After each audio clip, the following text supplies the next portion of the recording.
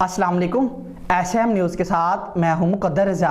SM news studio में खुशामदीद। खबरों का सिलसिला बढ़ाते हुए हम शामिल करते हैं कराची के पोश इलाकों क्लिफ्टन और डिफेंस में अफगान डकैत गैंग कुरकुरे ने पुलिस को तंगी का नाच नचा दिया और दर्जनों वारदातों में मुलविस गैंग के 100 से ज़ायद परिंदों में से एक भी पकड़ा नहीं जा सका।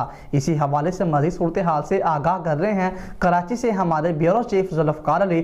जी जुल्फ़कार, आगाह कीजिएगा इस हवाले से।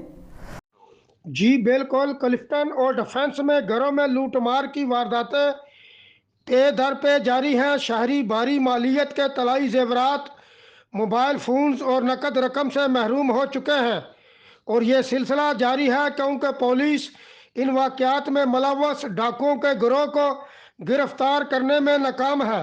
इस हवाले से पुलिस ज़राए का कहना है कि गैंग वारदातों के लिए सफ़ेद और सिल्वर कोरोला गाड़ी इस्तेमाल करता है और हर डकैती में मुख्तलिफ जाली नंबर प्लेट इस्तेमाल की जाती है।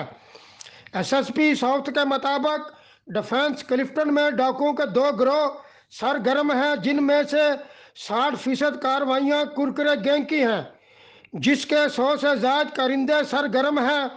अफगान गैंग कुरकुरे और दूसरे डकैत गैंग को जल्द गिरफ्तार कर लेंगे।